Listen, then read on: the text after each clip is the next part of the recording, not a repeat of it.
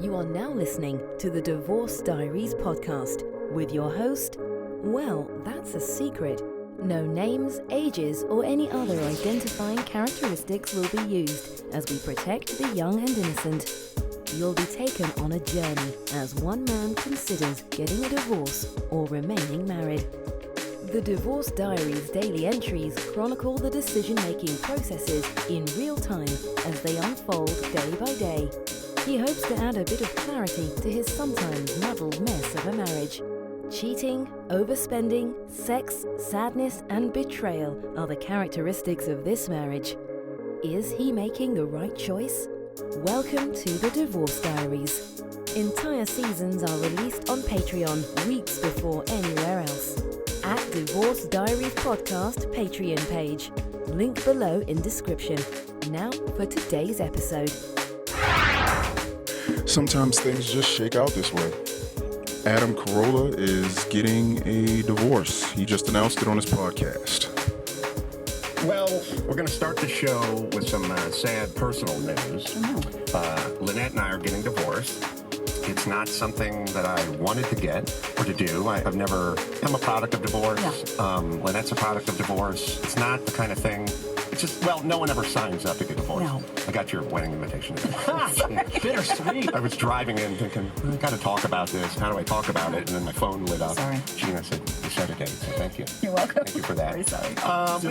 We've been separated for a few months. It's hard. The kids come first, and they have, and they're doing well. And some say too well. Yeah. Like literally Thriving, benefiting. I wanted a little devastation. Right. I did not get much devastation. Like, what are you going to do? Yeah, what are you going to do? It's been a difficult time. Yeah. I hear that. I very much didn't know this. We've been together for 25 years. Jesus. We're very different human beings. We have different sets of philosophies. That's for sure. And I wish, it's not an event. It's not somebody was cheating. Right. It's not, chronic gambling or COVID. It's really just two people that were just that different and just had completely different processes and approaches to life. And just couldn't meet in the middle somewhere. And it's hard. I mean, it's a weird thing.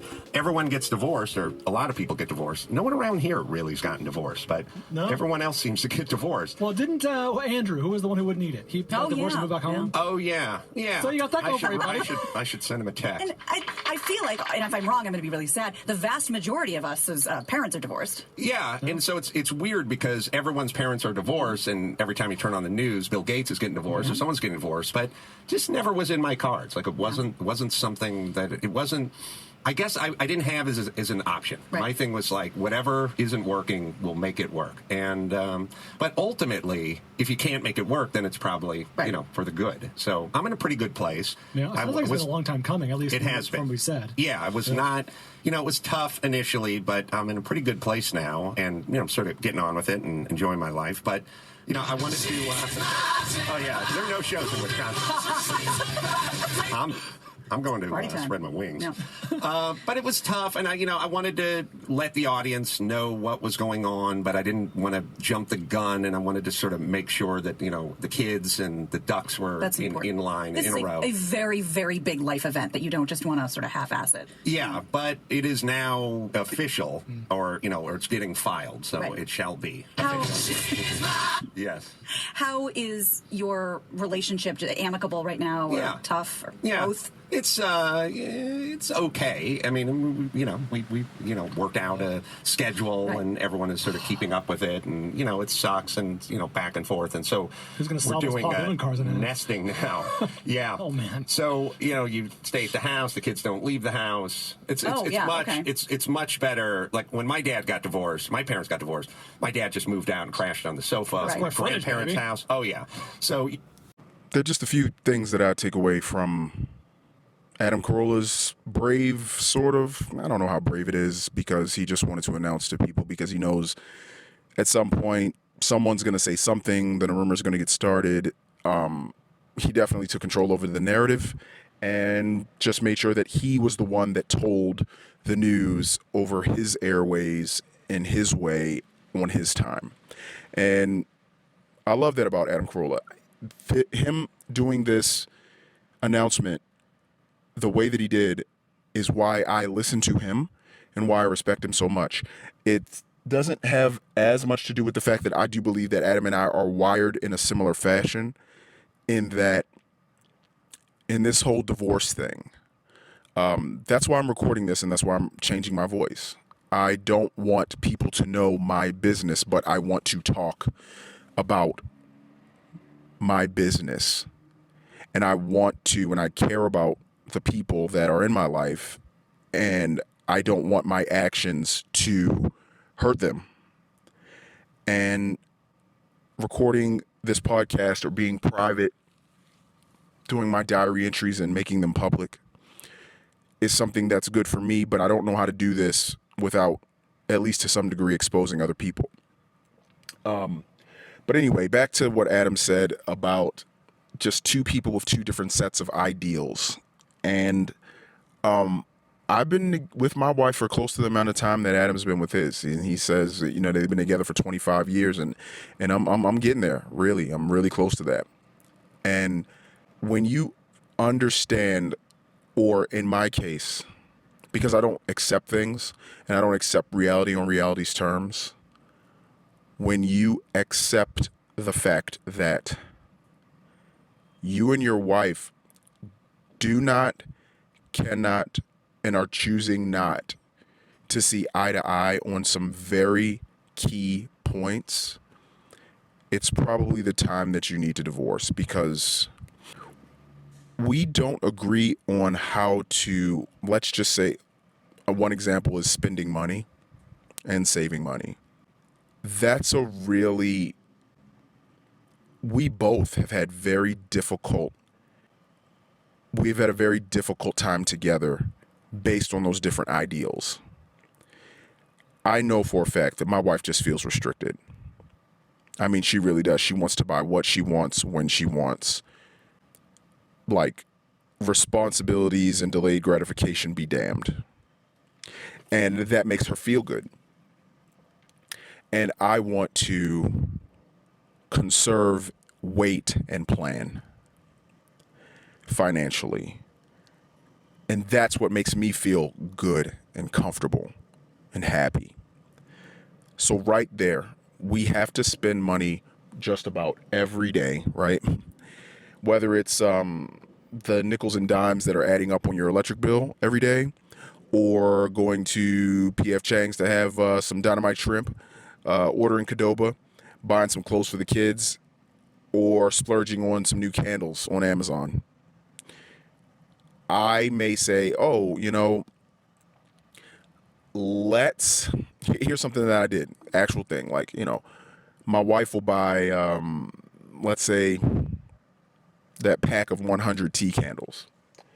We don't have tea candle holders throughout the house, so she'll buy the 100 tea candles, get them, and then set them in some public common area where people need to do something.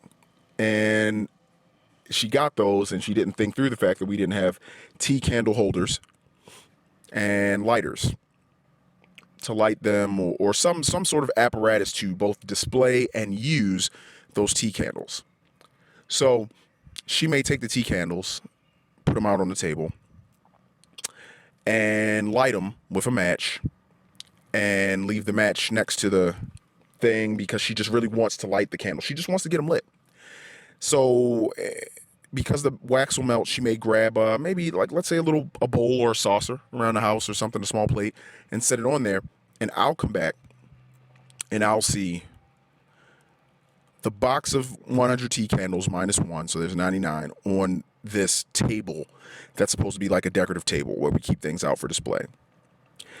So there's now a box of open candles on that table, and next to it is one of the dinner plates or paper plate or paper towel folded up underneath of the lit silver tea candle that's not hidden inside of a nice decorative tea candle holder. And I'm like, what's going on?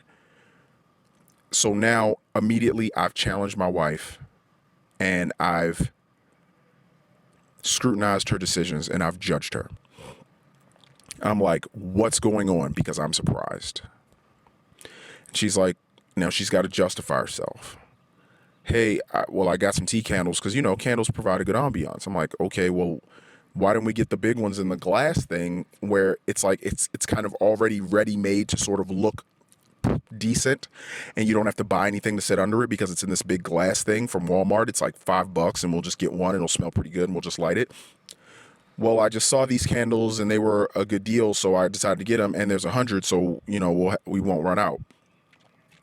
Okay, well, but you didn't get the thing that it goes in, so it's just, do you like the look of that paper towel that's folded up under them?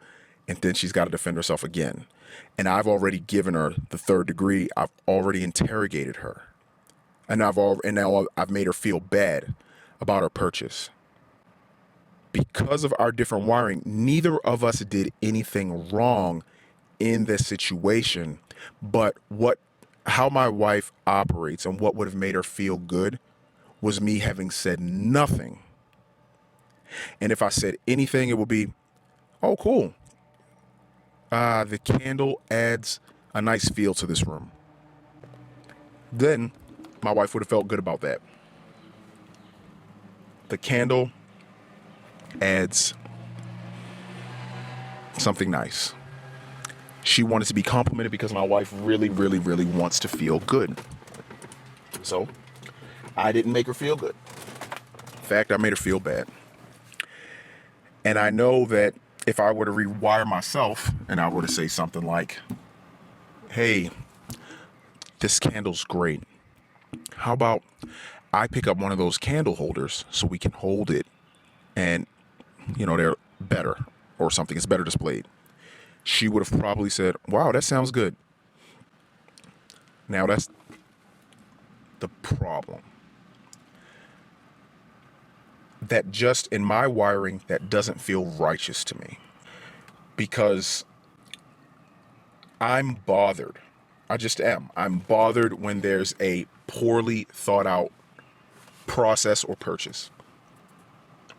I'm bothered significantly. So I'm now going to die on the hill of principle because in my opinion, and which is not fact, but my opinion is my wife has sort of half-baked ideas, and I feel that she's very smart, and I feel that she's very capable and able to maybe fully bake her ideas. I think she's able to do it, and I don't think it's too much to ask that she does. Now, what I will say is that's unfair. Because in a weird way, I'm not choosing to be supportive of my wife, and I'm not choosing to change. My shitty husband version of me is coming home and giving the 3rd degree. Nobody wants to be married to that shit. It's hard for me to change that about myself because it's not about my wife. And unlike my ranting, bullshit, frustrated first 75 to 100 episodes of Divorce Diaries that probably are now up on Patreon, I was just angry as shit. I'm just angry and I'm resentful and I'm holding grudges. Angry, resentful, holding grudges. And that's what you hear coming forward in all of my anger-laden tirades. I'm not lying about anything, but I'm just so angry and my perspective is totally clouded by the resentment that I have toward my wife based on her actions or the situations that I found myself in financially, and that the through lines that I find to certain struggles in my life directly go to my wife. Like the direct reason why I am in the financial predicament that I'm in. And when I say predicament, I just mean I don't have quite as much saved as I could. Not quite as much. There's a significant amount of money that I do not have saved based on a few of my wife's decisions over the years. I had to save up for another down payment for a house by myself. I was saving for my kids by myself. I've had to invest my own money by myself. Any savings have all been amassed by me, and my any thoughts or hopes I have of paying for my kids' educations are going to be things that I execute. Granted, we may co-sign on loans, but I actually don't want to saddle my kids with too much debt. So if I want to take on any of their college expenses, that's going to come out of my pocket. And because I've been married, like Adam said, for about 25 years, but the relationship 25 years, we should have been able to save a significant amount of money with two people working, living somewhat responsibly for our children to start their lives. And we don't have that. And the direct reason is I've had to support this entire family financially. And that it's just hard when there's another gainfully employed adult that's earning their own income, but for the majority of the relationship, they have been amassed and grown their credit card debt.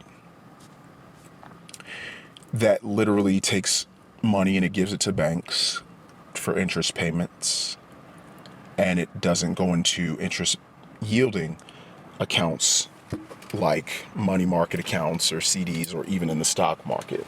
We just haven't been able to invest as a couple because one, I failed as a husband with this wife, with this woman. I haven't found a way, and I'm no longer interested in trying to find a way to find middle ground, a happy medium, because I don't feel that my wife, in practice, I feel like she would say it with her words. Oh yeah, we're on a team and I want to be a teammate with you and I'm trying to be. But in practice now, like Adam Carolla said, we're just two people with two vastly different ideals and ways of living our lives. It's really hard for two people like that to go the distance happily. Like my marriage, there's going to be a begrudging advancement to some hard solution, like a solution that nobody's really happy about, that no one's really leaning into. Like she's always going to make purchases that she might feel she has to hide because I'm going to give her the third degree. And I've always got to stop myself from giving my wife the third degree. That's not fair for either one of us. My wife should be totally free to make whatever purchases, whatever way she wants. It's her money, her agency. She can do whatever she wants. And I should be able to live a life of serenity and peace. And that level of stress that I've had to live under and around with my wife has just made me a worse version of me. And it makes her defensive. It makes her angry, frustrated with me. And it just divides us more and more and more. And before there are too many years in the rearview mirror for me, I really do need to get a divorce from this woman because we're just different. And we're just different in ways that I don't like. We're different in ways that cause both of us stress. We're different in ways that it doesn't foster an environment for a loving, warm, sexually charged, teammate sort of relationship. And we've had these problems for a very long time. A very, very long time. And what reason do I have to even suspect that this will ever change? It's not that I want a divorce. I think I just know that I need one. Wow, that was the Divorce Diaries podcast. The daily saga will continue tomorrow. The full season's episodes are on Patreon now. Subscribe for early access. Click the Patreon link in the description. Hopefully these entries help our anonymous recorder as a form of his own personal therapy. That's his hope and his intention. Will these recordings of life's curveballs lead this family to the best resolution in the end? We'll keep listening. New episodes are released daily on all podcast players, but all episodes are available on Patreon at Divorce Diaries Podcast Patreon page. Until next time.